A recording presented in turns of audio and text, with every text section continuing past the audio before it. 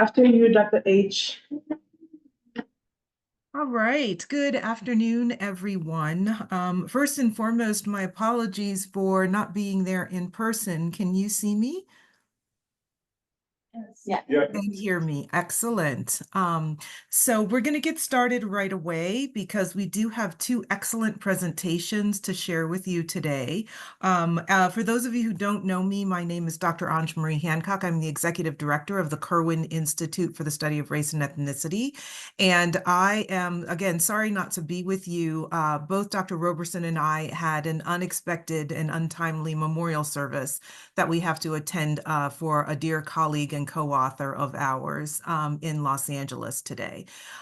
So we are, though, excited to be here virtually with you, and we're going to have two presentations. So because we have two presentations, the format that we're going to go with is we're going to have each of the presenters speak first, and then we'll do a joint Q&A at the end of the session. So please do write down your questions, take notes on your questions, post them. If you're virtual, you can post them in the Q&A. And the way that we do our Q&A is we alternate between the folks who are online and the folks who are in the room. So you'll see a variety of different topics covered today, but I'm going to start with just some introductions. So the first presenter that you're going to hear is Dr. Kendrick Roberson, who is an assistant professor at Pepperdine University, where he teaches political science courses centered around American politics as well as racial and ethnic politics. He's also a visiting lecturer at UCLA, where he teaches Black labor activism. Early in his career, Dr. Roberson attained an associate's degree in the field of economics from El Camino Community College. And during his time there, he was a winner in a national competition hosted by NASA and began 9 years of work estimating the costs of satellite systems at the Los Angeles Air Force Base Space and Missile Systems Center. In 2013, after transferring to Pepperdine for his undergraduate career, he achieved his bachelor's degree in economics and was accepted into Pepperdine's business school. He finished his time at Pepperdine by delivering the student address at his MBA ceremony, ultimately receiving his master's degree in finance. In 2021, he received his second and third master's degrees in economics and political science from U.S.A, which is where we met. And in 2022, he attained his PhD in political science and international relations from U.S.C in Southern California.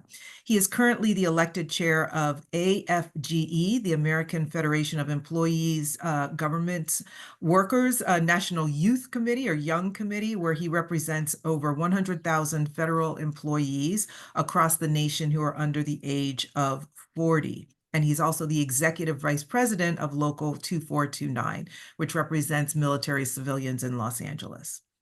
That's our first presenter. Our second presenter is equally accomplished. Dr. Miranda Martinez is an associate professor in the Comparative Studies Department at The Ohio State University. She was previously an associate professor in the Department of Puerto Rican Latino Studies at Brooklyn College of the City University of New York. So we are excited to have her in Columbus instead of in New York City. She has completed fieldwork in Puerto Rico and also specializes in Latino and Puerto Rican studies in addition to urban studies. Broadly speaking, her current research interest is in the area of economic sociology and examines racialization and predation in financial services and credit. Professor Martinez looks at the complex processes embedding predation and devaluation of wealth in Black and Brown communities and looks at locally derived responses to a predatory economy. She has looked at local spaces of financial counsel and the use of the financial coaching method to help vulnerable communities. She also looks at social economy spaces such as credit unions that are working to create a more just and accessible financial system for low-income immigrant and other vulnerable consumers. In looking at economic spaces and responses to predation, Professor Martinez focuses on the kinds of subjectivities and effects that surround the financialization of daily life, especially in low-income and minority communities where safe credit and banking are less available, structurally speaking. So, without further ado, as you can hear, we have two very accomplished folks who will be speaking. I'm going to pivot over to Dr. Roberson to share his screen and to start his presentation. Thank you all for attending. Hello, everyone. Great to be with y'all today. I can't start my video. It says the host has stopped it, but I can. I think you all can hear me though. Yes. And are you able to share your slides? We want to make sure we want to see you, but that's, of course, we want to see your slides as well. I'm not. Sharing is not turned on. Okay. Maritza, can you please enable sharing, or do you need me to do that?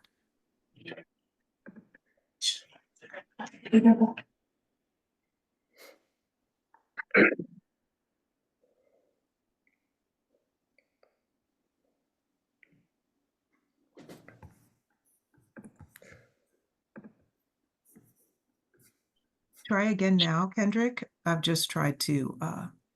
It's enabled on my end. All right. Yep, we're good to go. Can you all see this? Yeah. All right. Perfect. Oh, sorry. Dr. Hancock, were you going to say something? Just a yes that we can see it. Go ahead. All right, perfect. All right, hello everybody. Thank you for having me. My name is Dr. Kendrick Roberson out of Pepperdine University.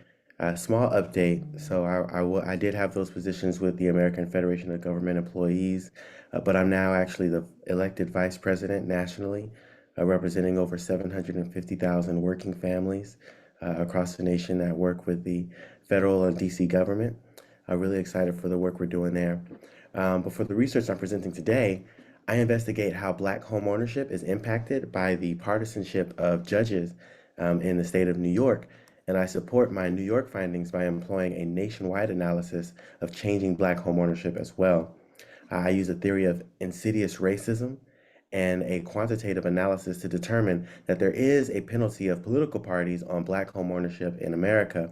And moreover, the penalty varies depending on the opportunity structure for institutional racism with respect to Black homeownership. And so I believe this research is important for the field of political science. So let's go ahead and jump on in. Here's just the road we're going to take today.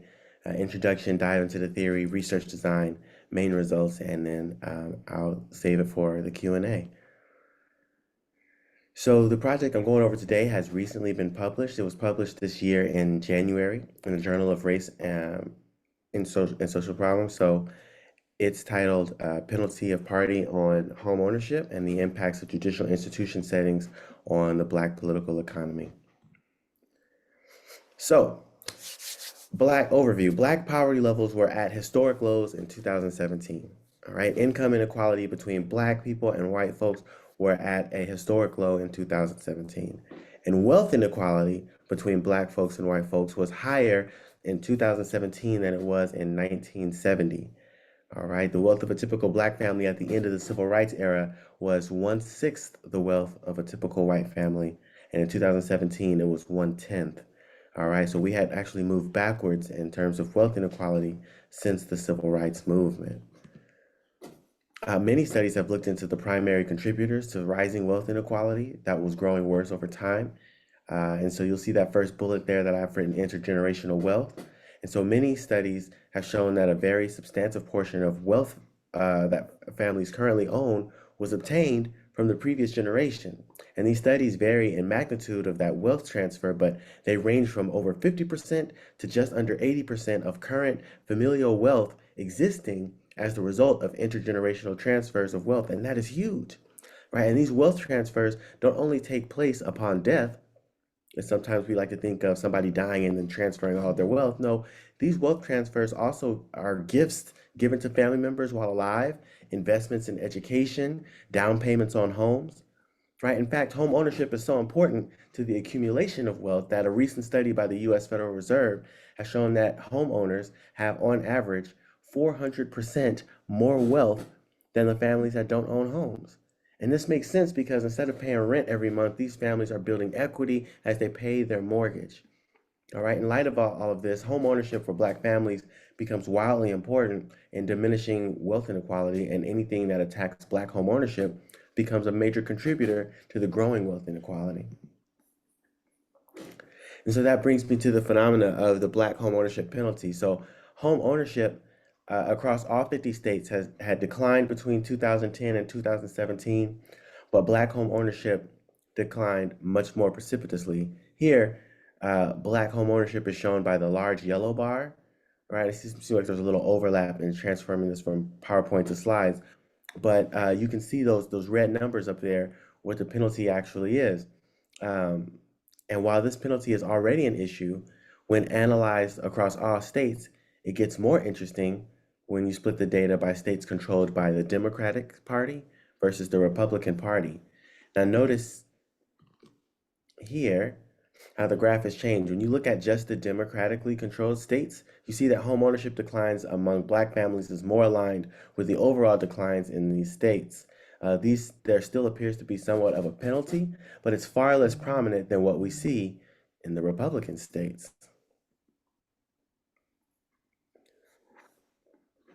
So notice that the declines in Black home ownership in Republican states is double that of overall households and over 3 times the decline of white families. A similar pattern is found in states that are not firmly in control by one of the major two parties. You see here that mixed states have a penalty of Black home ownership that is similar to Republican states, and in some ways relatively worse. My research helps explain why this penalty on Black home ownership seems to vary across states with respect to political control. So here's a direct question that we're going to be talking about through today. What explains the varying penalty of Black home ownership across states? All right, what explains the varying penalty of Black home ownership across states? Now, my argument is that a state's foreclosure laws, as well as the political leanings of the state's judiciary, create a combination of varying opportunities for institutional racism to occur. And I argue that it is through these developed opportunity structures that Black home ownership is penalized. And more acutely, I'm claiming that Black folks are losing their homes at greater rates where judiciaries are not operating as a roadblock that demands equitable foreclosures.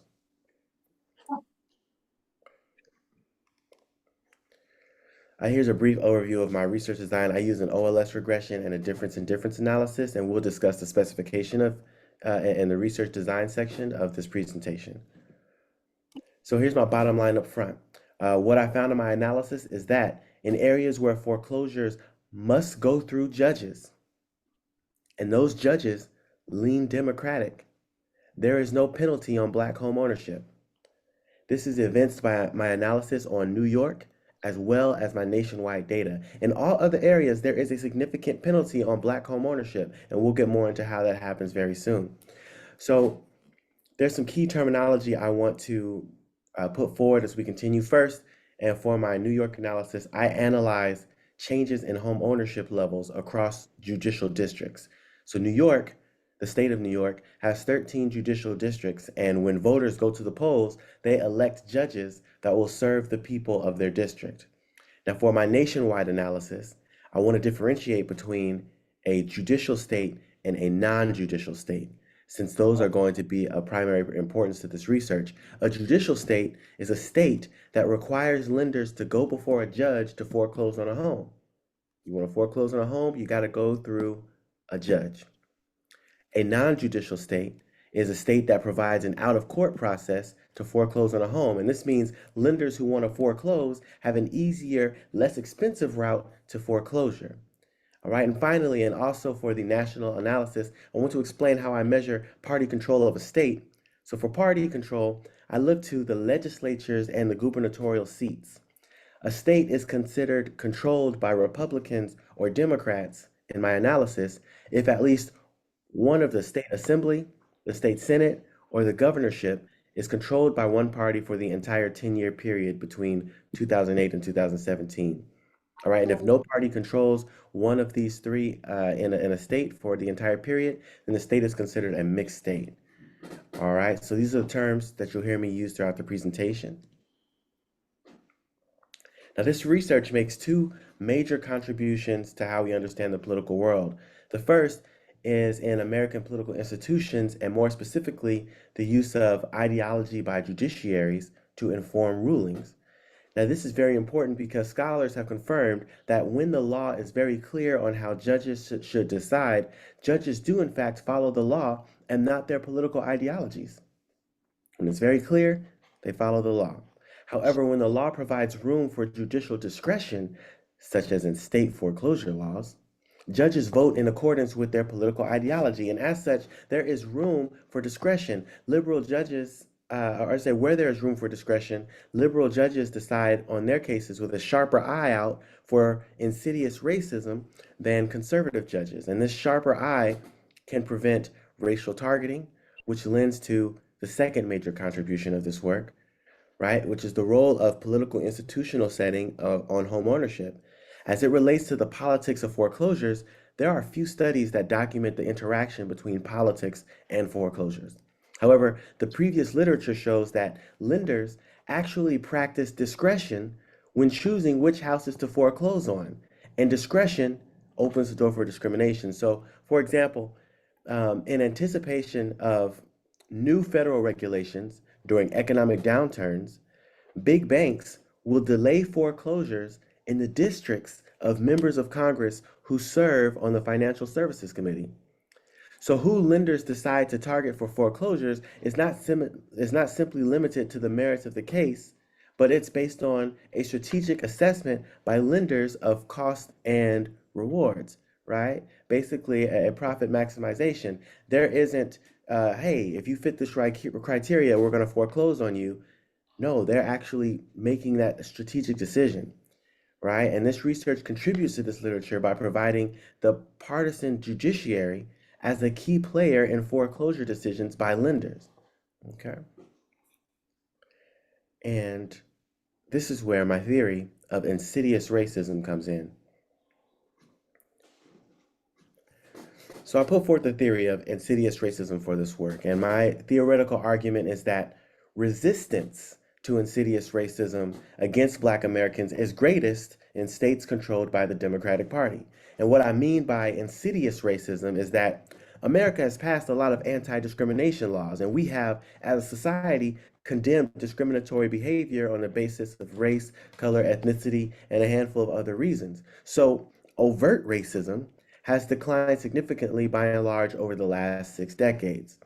However, while overt racism may be largely on the decline, there still remains a high level of racism that is not as easily seen, but is very harmful, which I call insidious racism. The intentionality of this form of racism differentiates insidious racism from other prominent types, such as symbolic, colorblind, and aversive racism. It's not just that things are set up a certain way that provides for people to engage in racism unknowingly. No, these are folks who are intentionally engaging in racism as they just try to do it under the radar. And my theory is simply that insidious racism will not as easily flourish in democratically controlled states because the ideology of the Democratic Party has a much more hands-on approach to their anti-discrimination agenda than that of the Republican Party, both of which have an anti-discrimination agenda. Basically, my research highlights the role of political institutional setting on home ownership. And let me see, I can go forward here. So for every new theory, one must have, but it must provide the assumptions underlying the theory. And my theory of insidious racism has 3 assumptions. The first assumption is familiar, and I've touched on it a few times already, and it's that business entities operate under a paradigm of profit maximization. This is an important assumption because as we continue to discuss foreclosures, it is the lenders who have to initiate the foreclosure process by suing borrowers. And so we can assume that business entities are going to operate in ways that minimize costs and maximize profits. And while that first assumption focuses on businesses, the second assumption is geared towards U.S. citizens and basically states that individuals will operate in a utility maximization framework as well. All right. And this last assumption, especially at the surface level, would appear to be more controversial. However, I think the innocuous explanation behind the assumption will subdue that controversy. The assumption states that institutions controlled by Democrats are more resistant to racial inequity than similarly situated Republican institutions. And I adopt this assumption because of the key differences in the role of government in liberal and conservative ideologies. While both Democrats and Republicans have an anti-discrimination agenda, the liberal ideology of Democrats provides for a more hands-on role for government institutions in fighting discrimination. All right. And it is through this increased role of government that this theory assumes that institutions controlled by Democrats will be more resistant to racial inequity. All right. Final piece of the theory is the scope condition. And this theory of insidious racism applies in forms in which actors have a high level of discretion with little equity oversight. I use Wells Fargo as an example on this based on employee testimonies uncovered by the U.S. Department of Justice. If you go back to that Great Recession, right, loan officers were targeting Black people for what they called ghetto loans, referring to Black people as mud people, right? They were using outreach programs with Black churches to influence Black people into accepting subprime mortgages, even when they were available and their credit was worthy of receiving regular mortgages, right? These are mortgages that would eventually explode in their faces. And the intentionality of these loan officers and their acutely designed targeting scheme is an example of insidious racism, right? And as the scope condition states, the Wells Fargo loan officers were operating in a forum where they had a high level of discretion and they had very little equity oversight. This theory has been published in another paper that you can find in the Journal of Humanities and Social Sciences Communications. It's called Insidious Racism and Institutional Constraints, Evidence from National and Local Case Studies in the United States, where we also talk about the city of Los Angeles and insidious racism that occurred there. So I employ my theory in testing the two hypotheses listed. In the New York study, I test whether Black people are better off in Democratic judicial districts. And then in the national study, I hypothesize the same relationship at the national level, such that there will be a limited penalty on Black home ownership relative to other races in Democratic states that have judicial foreclosure laws. All right, and so we'll talk about the New York analysis first, but just so you know, the data that I actually have here come from looking at the judiciary partisanship in the state of New York. We use the census to find home ownership data broken out by race and state and judicial district for the state of New York. And we were also able to look at the parties that are associated with the New York judiciary as well, serving between 2010 and 2017, which is the range of data that we have here. And so here's the OLS specification for this New York analysis. And I want you to see here, because I'll skip over a few of this, that our primary dependent variable, we're looking at percentage change in group home ownership. So how the home ownership has changed for the different racial groups, right? And you can see that broken out there. And we also have in our independent variables, we're looking at the setting that they're in, whether or not they're in a Democratic judicial district or Republican judicial district, whether or not they are in a state that is Democratic and has judicial foreclosure laws, or a state that doesn't have judicial foreclosure laws, etc. And that actually is shown here, what I mean by Black setting. So this is for the state of New York, we're looking at the Black in a Democratic judicial district, Black in a Republican judicial district, and Black in a mixed judicial district. Okay, and for example, if the observation was the change in home ownership of Black families in Queens County, then Black in a Democratic judicial district would be operationalized and others would not. But similarly, if the observation were the change in home ownership of Asian families in Suffolk County, then none of these IVs would be operationalized. This allows me to assess how the Black penalty changes across these different settings relative to all other races. And I'll just give you these results and we'll close there. I do have national results as well, but here are the results for the state of New York. The significant line to see here is the bottom coefficient plot.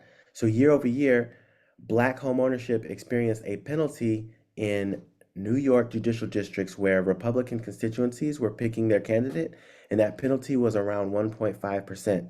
Now remember, these are yearly data, so Black people were experiencing a penalty on homeownership declines of around 1.5% per year between 2011 and 2017. And in the Democratic and mixed judicial districts of New York, the penalty on Black homeownership was statistically indistinguishable from zero at the 95% level. And these plots suggest that the partisanship of the judiciary matters greatly for Black homeownership. And one thing that's pretty cool about these results is there's a strong reason to believe that they are biased down, and the penalty of party is actually more severe. In New York, a lot of court vacancies are filled by appointment by the governor of New York. And because of the stronghold that Democrats have had on the New York gubernatorial seat, even though there are sometimes Democratic judges that are sitting in primarily Republican districts while the vacancy is unfilled until the next election. All right, and quickly, without going through the national information here for our sake of time, I wanted to show you quickly here that in the national results from the coefficient plot, this measures the penalty of Black homeownership again between 2010 and 2017. But there's a statistically significant penalty on Black homeownership in all of these groups, except one. The bottom coefficient plot measures the Black penalty on homeownership in Democratic-controlled states that have judicial foreclosure laws, right? And you see this is the only group where the penalty on Black homeownership is not statistically different from zero. And this means that in Democratic states that have judicial foreclosure laws, changes in Black homeownership are aligned with the changes in homeownership of other races and ethnicities. And this provides great support to the New York findings, such that Democratic judiciaries act as a roadblock to pernicious racism when allowed to. And this is, if you're looking at the second coefficient plot from the bottom, you can see that it measures the penalty on Black homeownership in Democratic-controlled states that do not have judicial foreclosure laws. And that's because you could have a system where you have maybe Democrats in place that believe in more government intervention, but if these entities don't have to go through the judiciary in order to foreclose on a home, there's an out-of-court process, then there's no institution that's checking to ensure that there's equitable treatment, to ensure that a lender is not, specifically bringing in maybe more folks of color than they were other people. And so that's something that we're seeing here. The fact that in places like California, where they don't have a requirement to go through the judiciary, there's still a penalty on home ownership versus New York, where they do require foreclosures to go through the judiciary. It allows for a more solid, a more robust interpretation of what it actually means to be required to go in front of a Democratic judiciary versus some other scheme. All right, and we'll end up there so that we can make sure we have enough time. And I can definitely answer more questions about that. I know I went to the end part a little bit fast, but happy to take some questions after we have our next presentation.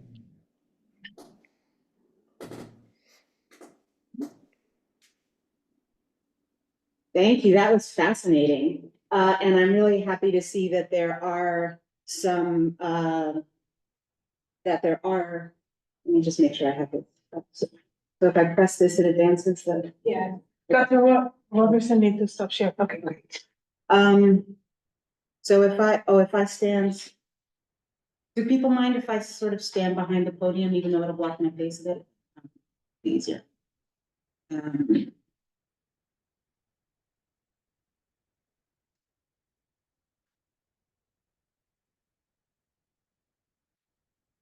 So I could just advance using the. But can I just click here or? Yes, you can use the clicker, so it should move on either side. Oh, okay, that advances down. Yes. Okay, brilliant. Okay, thank you. So thank you so much for inviting me to participate in this forum.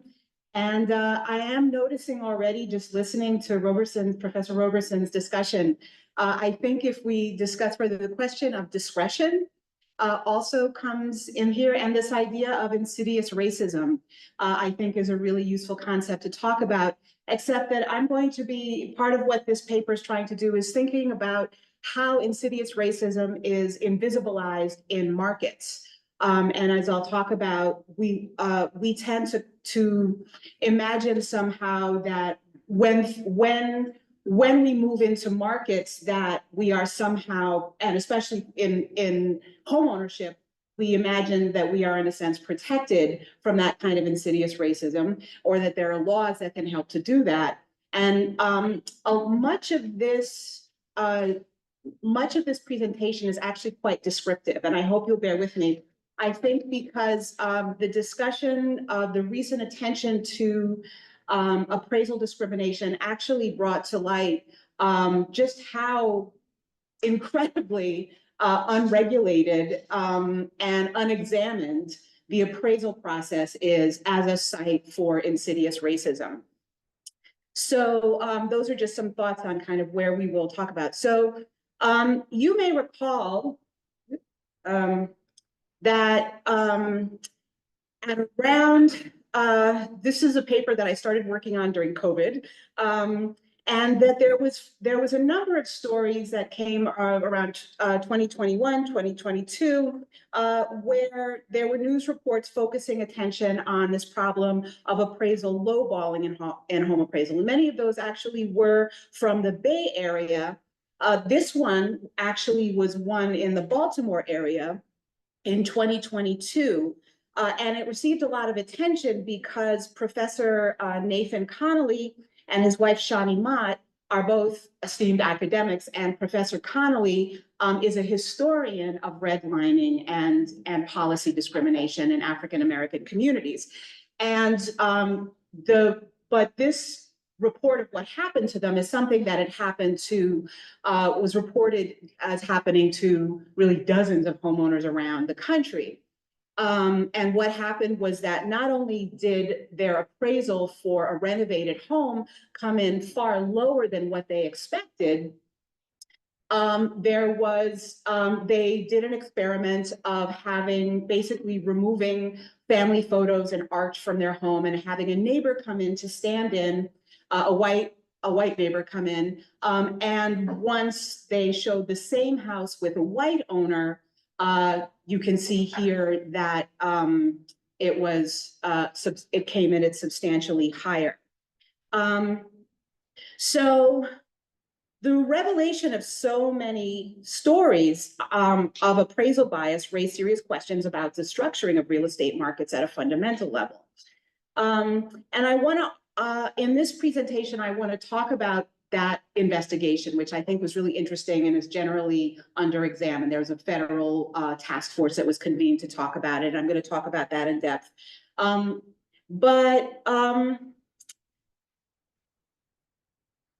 What I think it really reveals is the degree to which racialized understandings of space and place remain embedded in the operation of housing markets and property markets, despite the best efforts of the Fair Housing Act, and the degree to which, in fact, certainly the appraisal market has been designed really to evade strictures of the Fair Housing Act. And that was something that comes through very, very clearly when you look at what was uncovered during the process of examining the appraisal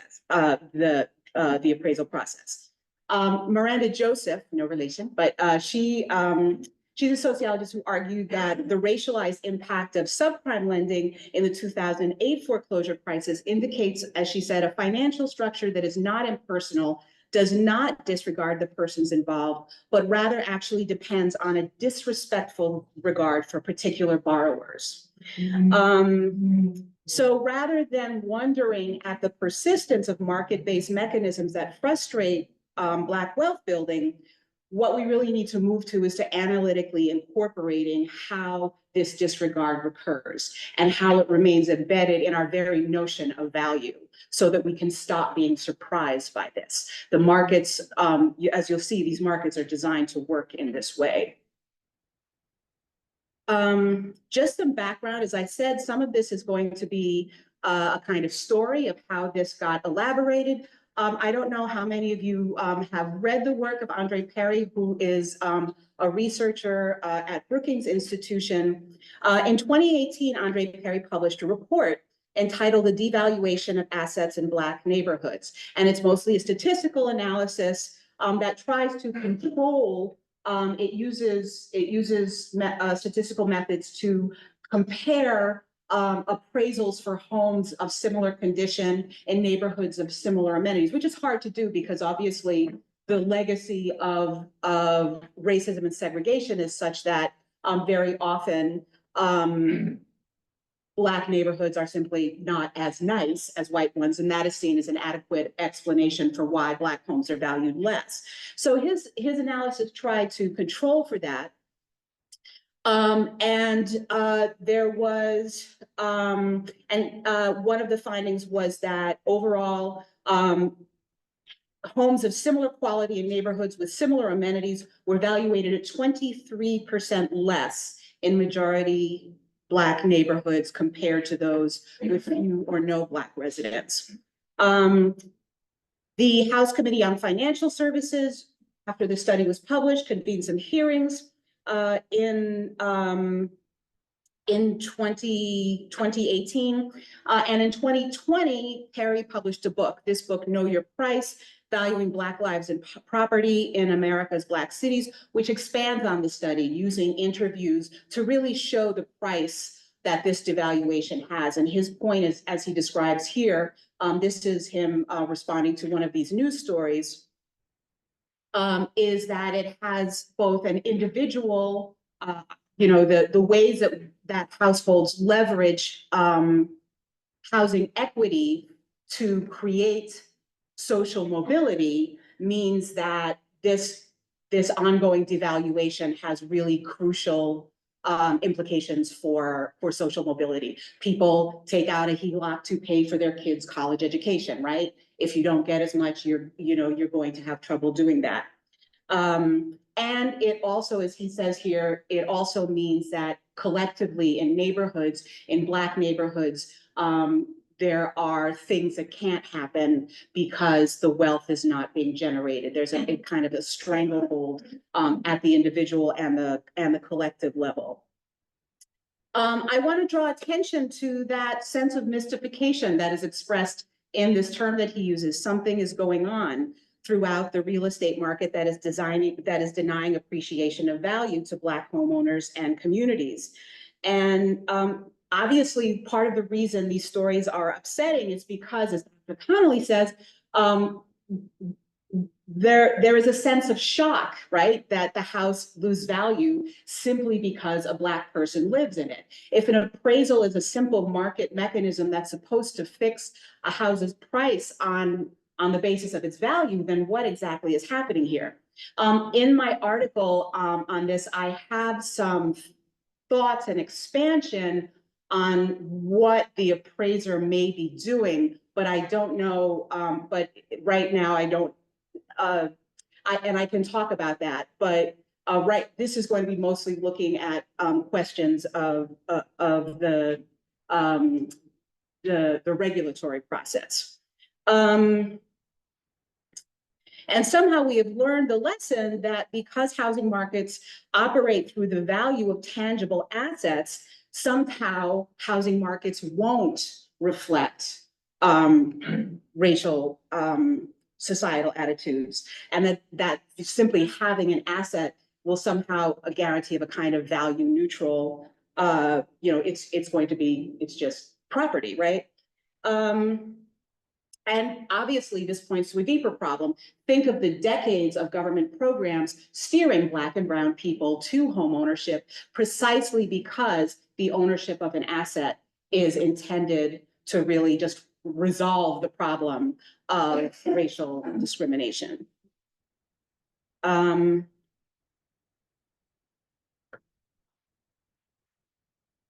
So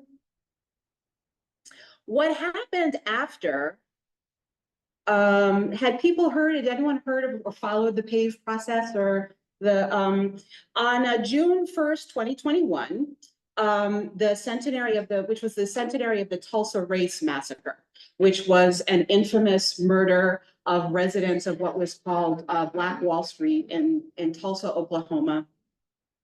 And interesting kind of commonalities there, that there was at one point the community of Greenwood in Tulsa was actually white residents actually used air power. They scrambled airplanes and they firebombed this prosperous Black neighborhood into oblivion, which points to a really deep loathing or insecurity or hatred of really seeing visible or living next to visible Black wealth. So this date was not picked by accident. And if you want to talk about Democratic and Republican administrations, I think, it is interesting to notice that this process and this of examination of the appraisal process really did not, Perry's work landed during a Republican administration, but it was not really picked up and carried until the Biden administration started to move with it. So let me just talk a little bit about these reports, and then I'm going to talk about some of what they find. In addition, and what I'll be talking about is additional work that me and my colleague Alan Aha did to look further at the textbooks associated to the appraisal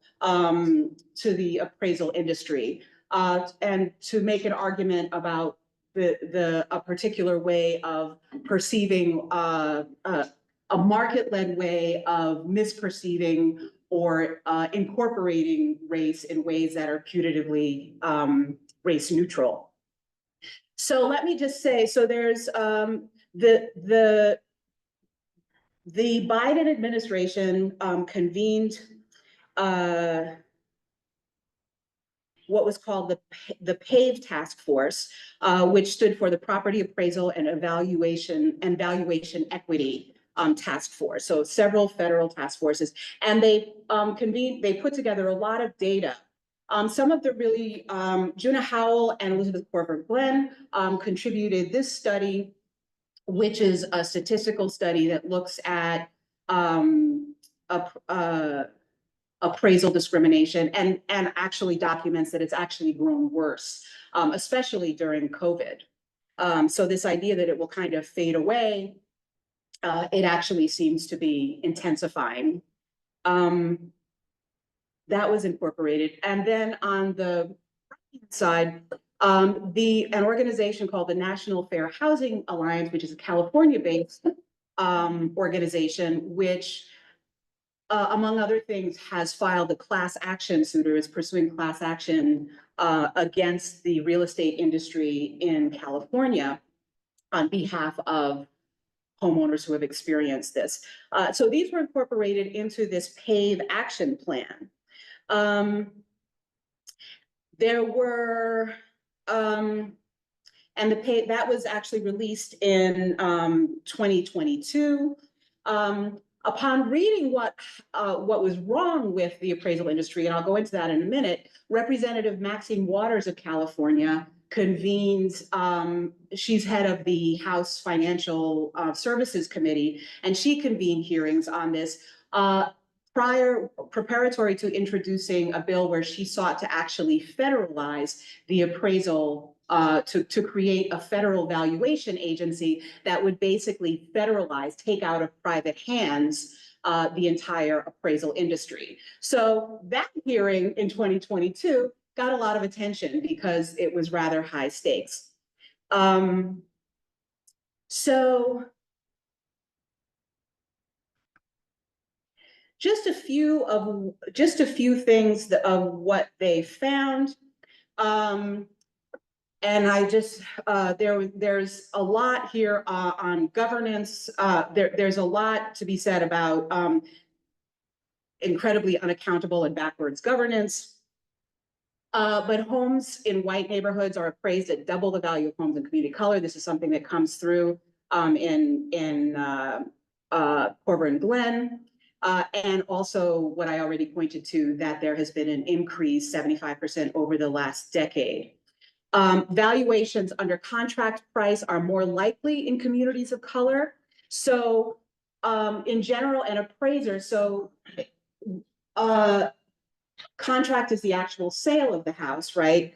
If an appraisal comes in below the value of the house, it can actually end the sale, right? Because what's the appraiser, who's meant to be a neutral person, is saying that the house is actually not worth, the property is actually not worth what it's being sold for. Appraisers, in theory, are very motivated to not have that happen. Presumably, they have relationships, they profit, they often have business relationships with buyers and sellers. So there is, in general, some motivation overall, and there's a general statistical bias to having that appraisals often confirm contract price. That's a kind of statistical association that often happens. But the failed sale because of a lower valuation is more likely to happen in communities of color. And as neighborhoods get more minority dominant, that the likelihood of that situation occurring increases, was another finding. The comparable sales method, which is the kind of classic appraisal. If you've ever bought or sold a home, when the value is fixed, the appraiser usually has a dossier of several houses, usually that are meant to be selected nearby, in similar condition, and he sort of gives a reasoning interpolating a price from those similar properties. And this is where discretion comes in. Analysis of federal appraisal data shows a widespread pattern among appraisers of using discretion to discount values of minority-owned homes.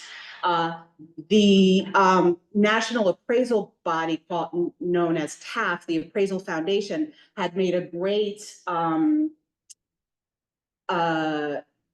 had worked hard to portray it as a problem of a few bad apples, but the statistical analyses in the PAVE study show that it is widespread among among a broad array of appraisers working in the industry. And they also noticed that there is a very broad lack of diversity in appraisal profession. They're overwhelmingly white men, and that there are numerous barriers to diversifying it. What the most surprising one is that there is actually, for historical and kind of ongoing regulatory reasons, very limited application of fair housing to the appraisal profession. And I'm just going to go through these, and I'll try to finish up.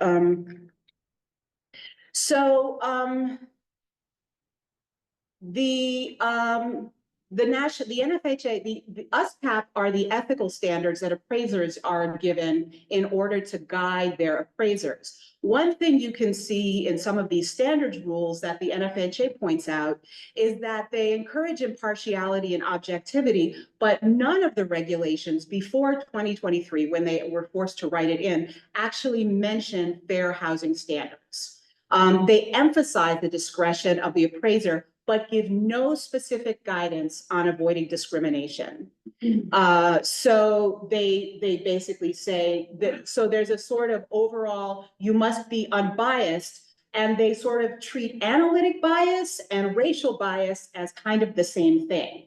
And of course, we know that that's not how that works.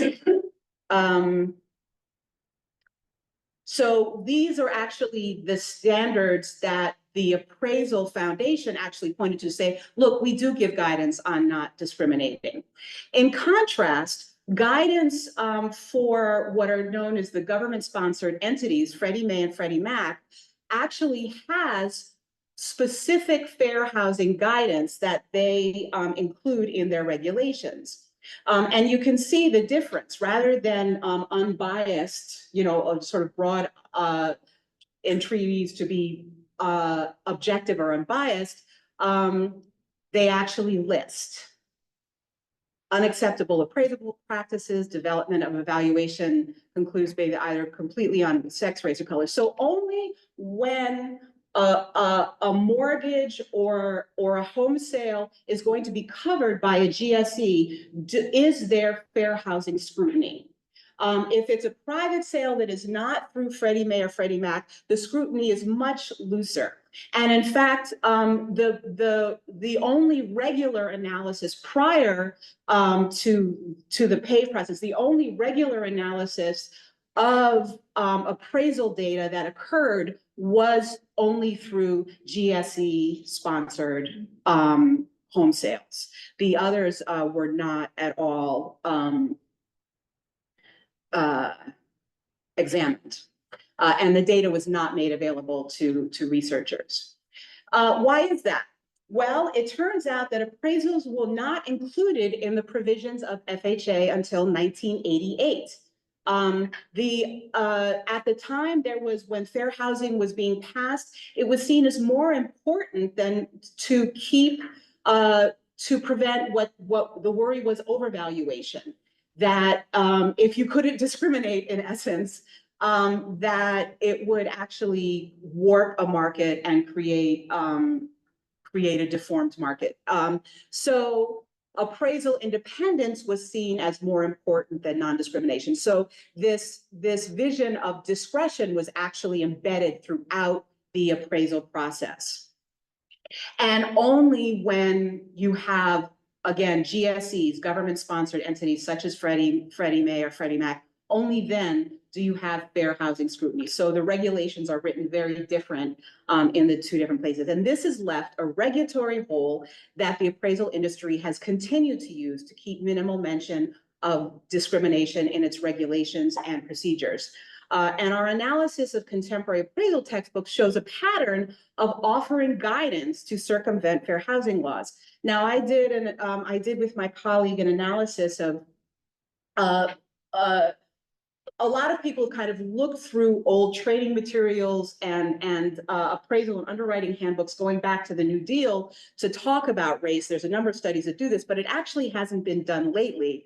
And it's really interesting to look at what happens. What you see occurring is what we call performative race blindness. That is a way of mentioning race, but keeping,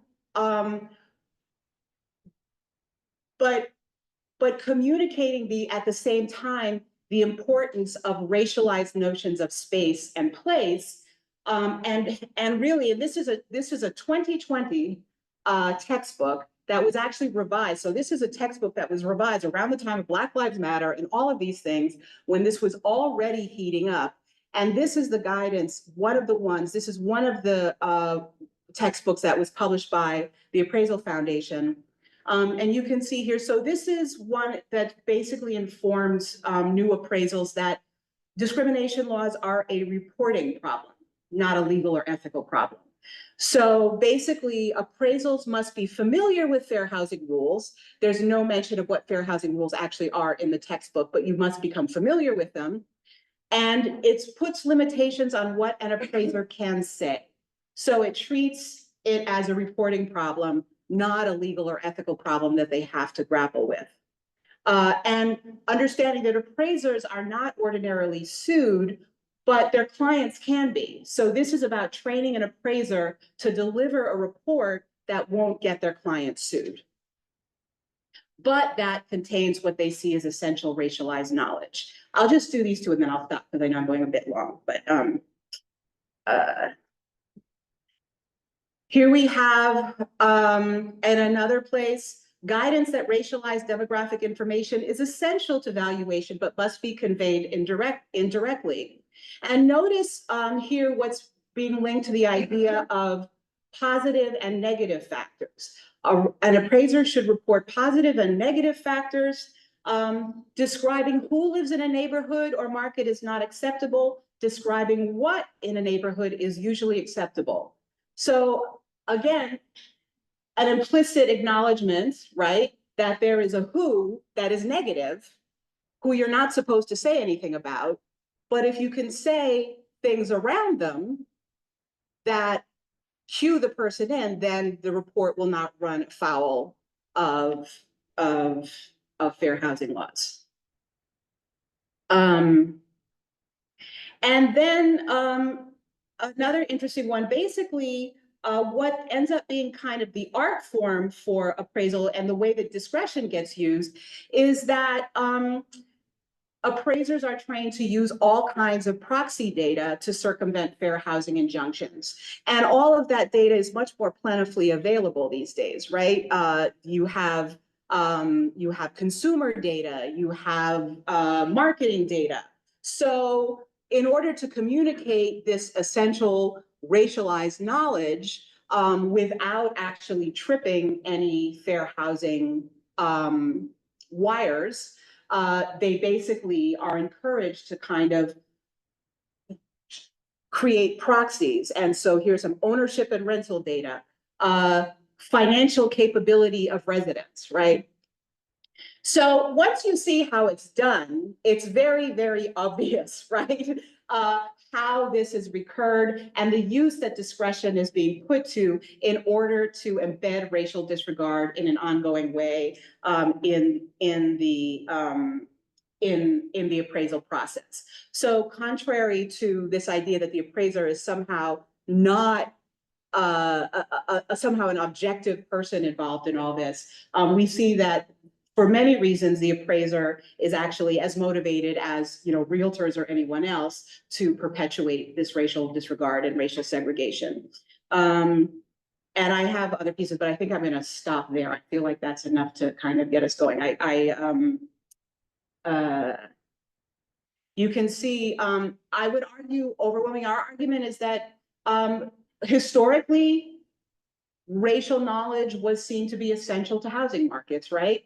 And contemporary people in the real estate market are simply unable to imagine a housing market that does not incorporate racial knowledge as a way of fixing value.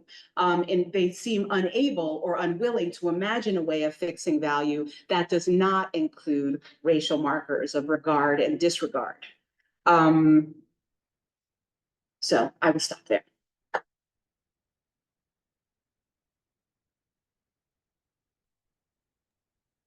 Should I?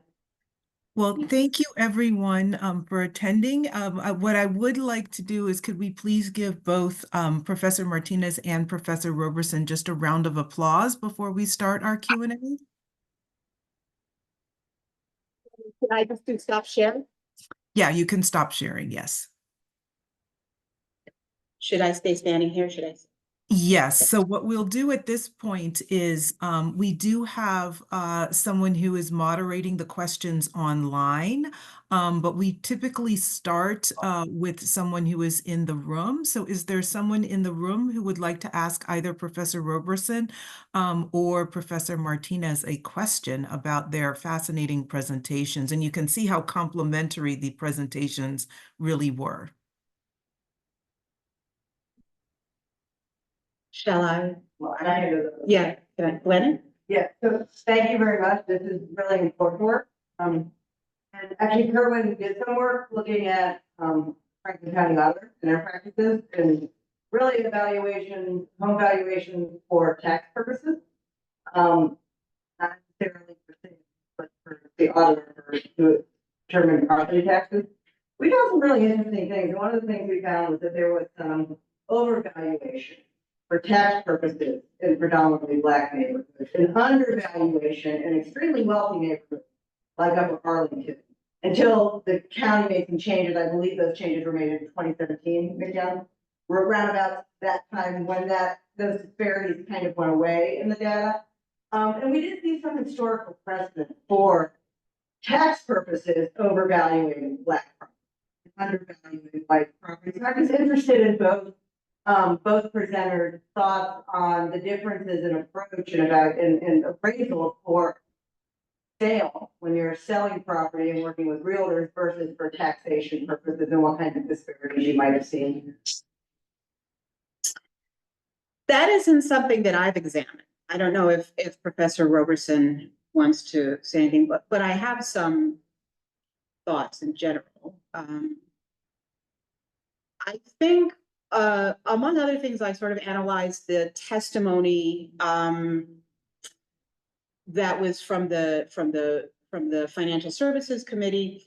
And it's clear when you talk about it that they're part of what's happening, the way that this disregard operates is that, and this is probably relates to how the foreclosures work as well. There's a kind of asterisk next to Black homeownership that it's seen as, especially, and this is, I think, a narrative that also comes up through from the subprime era as well, this idea that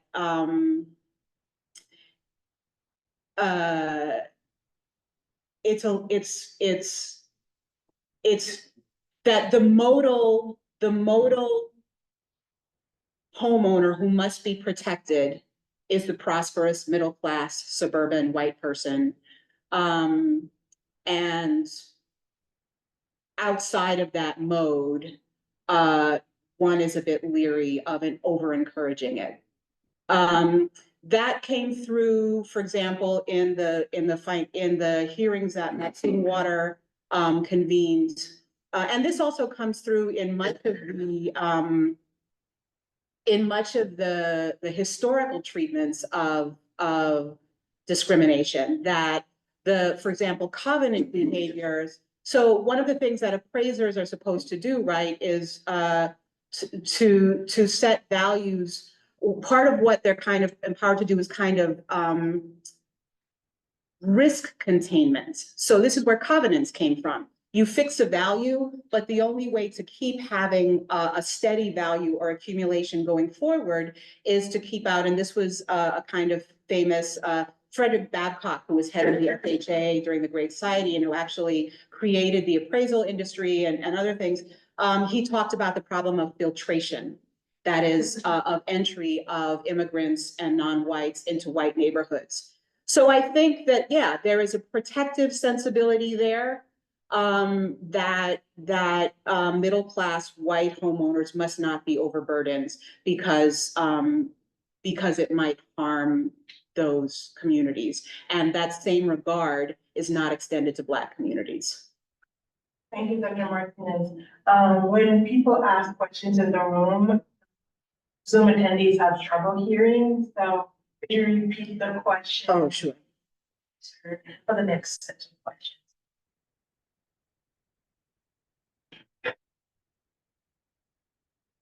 Are there any other questions here?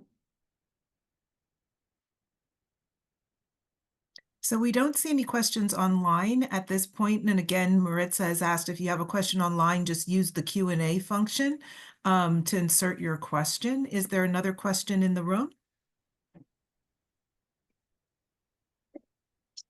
So I have a question to both Dr. Martinez and Dr. Robertson. So as far as and I know there's not a one size fits all or like solution that's gonna fix everything, but what can we do? What type of policy solutions could help, I guess, alleviate or even not fix this issue that Black homeowners have in terms of both being overburdened on the foreclosure side, but also. So Maritza's question was, what kind of policies can we do that actually deal with the problem of discrimination in these, and what can we do to help protect people in these instances? Professor Robertson, would you like to answer? Sure. Yeah. So I always want to say that one of the best policies we could institute is, as was shown in my presentation, as well as hers, is that you can expand government oversight into the areas where there's not, to demand equity, and that's something that we've seen historically throughout time, right? So like even when it came to, like, for example, voting rights, initially you could go and you could sue if your voting rights were infringed upon, right? But there's an entire process that you have to go through. And so what we were asking for during the civil rights movement was to say, hey, let's actually have some oversight there, that we can actually stop people from being discriminated against, as opposed to let them get discriminated against and then go and pursue some legal, give means for them to go pursue legal action.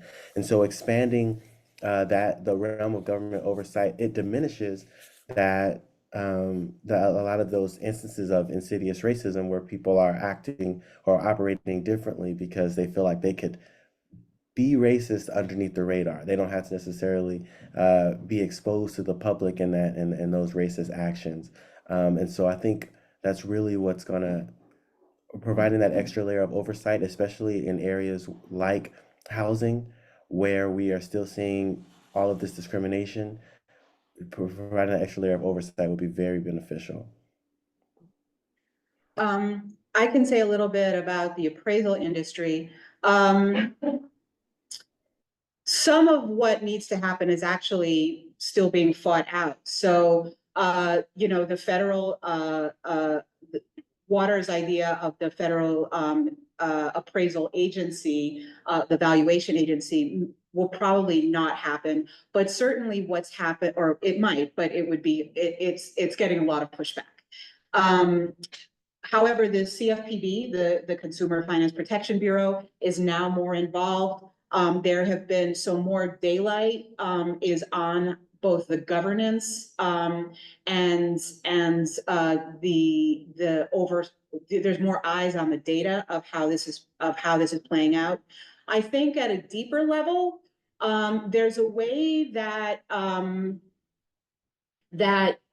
market processes are held harmless. They're kind of naturalized as just market value, and you're not meant to intervene in that.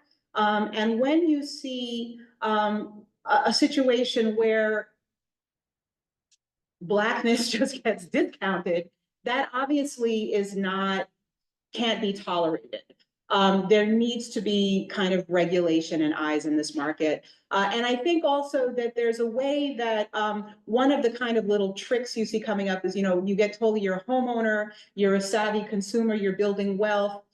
So you're kind of free, you're independent, you shouldn't really ask for. If you keep your eyes open, you won't really need, right, to have regulation of the industry. And I would argue that just doesn't work for consumers of color. We really need those protections there. And it's not a diminishment of our agency as consumers to demand that we receive protection from this kind of gratuitous devaluation. So pushing back against that. This idea of having more oversight is kind of framed in conservative circles as like giving away, deforming the market to promote Black home ownership is kind of, so the assumption is that the market is working sort of naturally now. And if you try to take race, if you try to penalize the use of race to fix value, that you're jiggering with it somehow. And we really need to kind of fight with that. I think daylight is a piece of that. I think the use of the policy framework of disparate impact is an important one in this, as opposed to just, attitudinal discrimination. And really limiting discretion, really having the appraisal process fully under the fair housing rubric.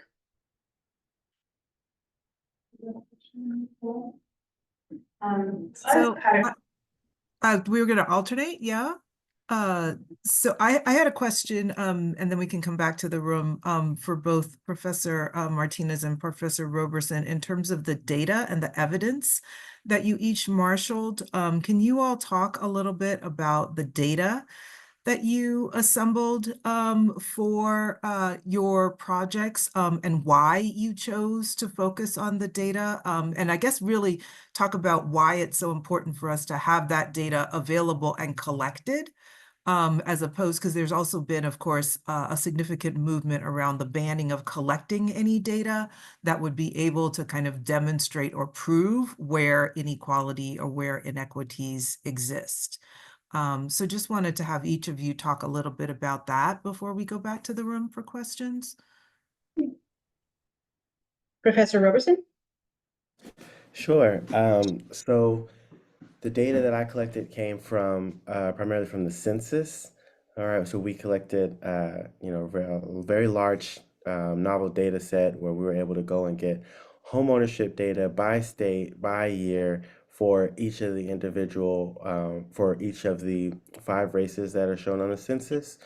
And we were also able to get that data at a lower level because that will help support the national analysis where we were looking at differences in home ownership levels across different states. But then we could also go into the state of New York and actually drill down into their county level data to look at home ownership and how that was changing over time to see those impacts. So we ended up with a really large data set, really awesome that we're able to collect this data, that this data is already being collected by the census. To the question about the importance of this, I lean a little bit on my union work. So I represent federal workers, and one of the things that part of, for example, Project 2025, they talk about taking away the Equal Employment Opportunity Commission's ability to track race data, right? And the reason that this is problematic is because one of the primary ways in which I go in front of judges and prove discrimination myself for my clients is I say, hey, here's how my here's how my client was treated, and here is how somebody who was similarly situated to him or her but is not of the same protected class, is not of the same race, is not of the same ethnicity, here's how they were treated. And because they were similarly situated and the primary difference between the two was their race or their ethnicity or their religion or their sex, that's how I'm able to actually prove that there is a discrimination in play right here. And if you don't collect that data, and we win these cases regularly, but if we don't collect that data, then it's hard to show a similarly situated person and that discrimination is occurring on the basis of a protected class, such as race or ethnicity, as we're talking about here. So it's incredibly important that we continue to collect this data at the race level, at the ethnicity level, and at these various levels, because as quiet as it's kept or as loud as it should be, racism isn't dead. It's something that we're still fighting to this day, and as both of our papers show. And so in order to make sure that we're fighting and we're actually making progress towards that equitable future, we have to continue to monitor these trends.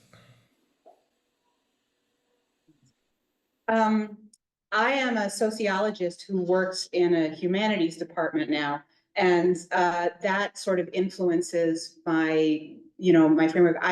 At the time that I wrote this paper and sort of chose this data, I was reading these many histories going back to the New Deal, the analyses of the Holk maps and other things. And as watching this appraisal,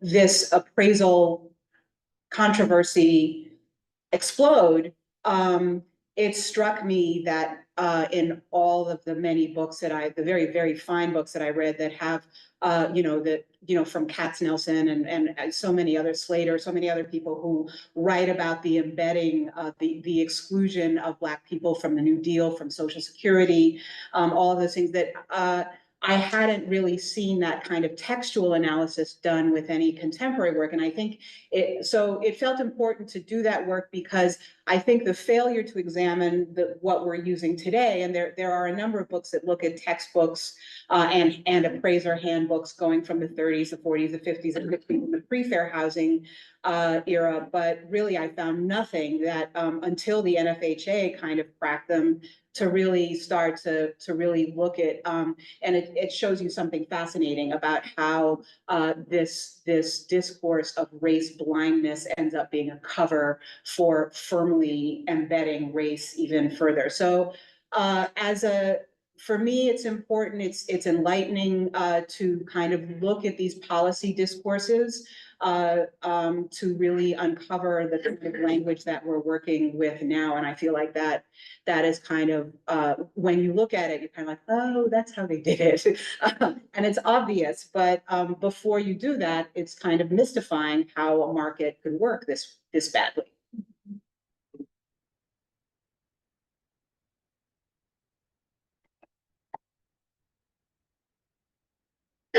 Oh, someone had their hand up.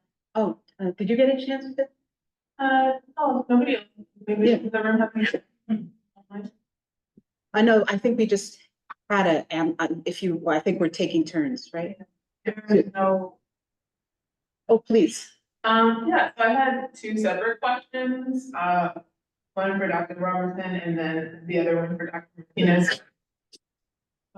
Dr. Robertson, my question was, so my understanding of New York State is that the different boroughs in New York City each have their own judiciary, or at least many of them do, Kings County, Queens County, Suffolk, both of them. But, so how does that kind of aggregation of judicial districts in such a small space as opposed to the rest of the state, which has much larger, districts, did that impact the findings in any way?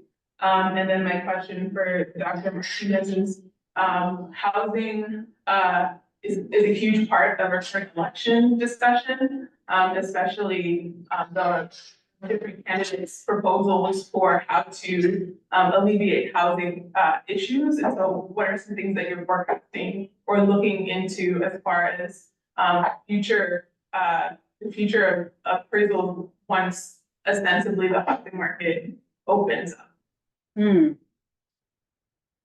Dr. Robertson, you want to take the question? The question was about the concentration of the very judicial. What was the impact of the New York metro area having essentially different borough? Did that different borough judiciaries that worked separately, and did that affect your analysis? Did I do that right? Yeah, and if we're talking about concentration, I think we're talking about concentration of people. And so one of the things that we did in order to control for that different concentration, including at the state level, including at the judiciary level, is that we actually found the changing home ownership for each particular district. So if a district had, however, like a few million people versus a larger population in one area, we actually looked at the changing home ownership of all of the races in that particular district. And then at the national level, we actually did a cutoff so that there needed to be at least 10,000 households in a given state so that we didn't bias the data down. So for example, if we would have had a state that had, let's say, only 1,000 people in it and 200 families, 1,000 Black people in it, and 200 Black families moved away, right? And 200 Black people moved in. We don't know what the rate makeup is. You could change that state's home ownership value could change drastically because you're looking at such a small population. This would be the case for, like, for example, Wyoming or Alaska, right? These are places where there were very few Black folks there to report. So we actually put a cutoff at the national level to make sure that we're only analyzing states that had Black populations of 10,000 bodies or 10,000 households or more. I haven't thought, I think Harris's proposal is to build more new housing. I'm not, so in terms of sales, it's not clear like how appraisal will be implicated. I mean, this question of sort of lowballing, is less related to talking about new housing construction. I will say though, I haven't dug into this at all, but I feel like I'm wondering when I hear that proposal about the failure to reckon with the rise of the rental single family home and the sort of the venture fund, the venture assetization of housing. If there isn't, for me, I'm for example, flipping and all of those activities affect transitional and minority neighborhoods much more. And if we don't start to think in terms of, my thought is, if you don't have an honest reckoning, what if we build 5 million, new houses and Blackstone buys them, right? If we don't kind of reckon with these sort of deformities related to private equity, that a lot of people really say are kind of very, very complicit in the huge rise in housing costs that we've seen. So that's kind of one thought I've had when I've sort of started to dig into the plan, but I'm still kind of really starting to learn and read about, the extent of that issue. So we have time for one more question maybe, and then we would wrap up. Are there any questions in the room? Yes, there is. This question is for you, Dr. Martinez.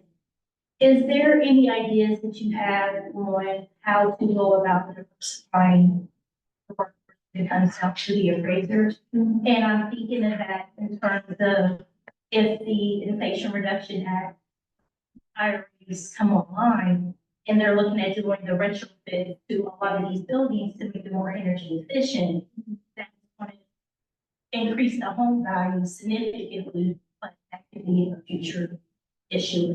Yeah. Well, one of the outcomes of the PAVE process was one of the first things that the people, figures in TAF, the Appraisal Foundation, actually agreed to, again, under threat of being federalized, was actually to work on diversification. So even though, so that's actually one of the few areas where you're really starting to see a bit of progress. But again, that sort of gets us back to it's attitudinal. In fact, some analyses, Corver and Glenn actually did analyses where they found that non-white appraisers were just as likely to rely on racialized, stigmatizing knowledge. So it doesn't fix everything, but one of the key things, for example, was that the way that the appraisal industry was kept very white was that they had an apprenticeship system where you basically had to be hired to do a certain number of hours by a local appraiser.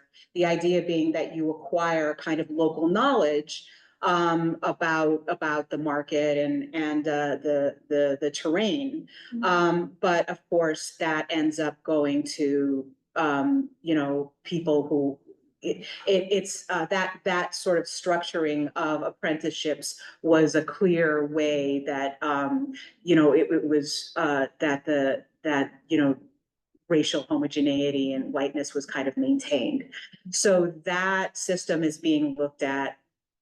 And then the Appraisal Foundation board was actually only formed of appraisers. There was no community input in this sort of crucial regulatory agency. And the people who sat on the board actually were appraisal figures who actually bought their seats. They made contributions, and that's how so it was a kind of pay to play system.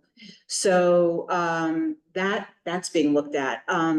The NFHA has kind of said that the whole way that the appraisal industry is run by this essentially trade group is basically unconstitutional and needs to be completely revised. But yeah, that actually is one of the places where there has been some work. They've hired diversity trainers. They've started to kind of look at these things.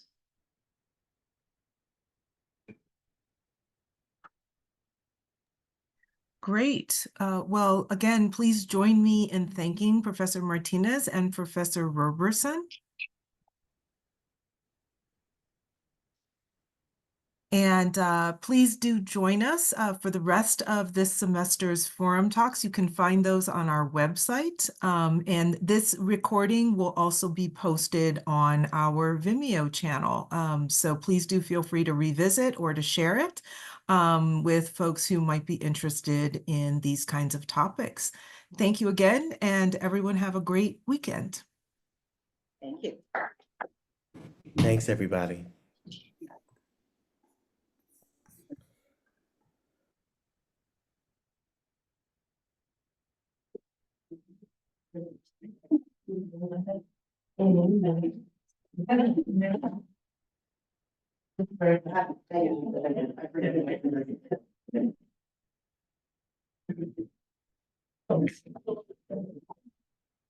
I got associate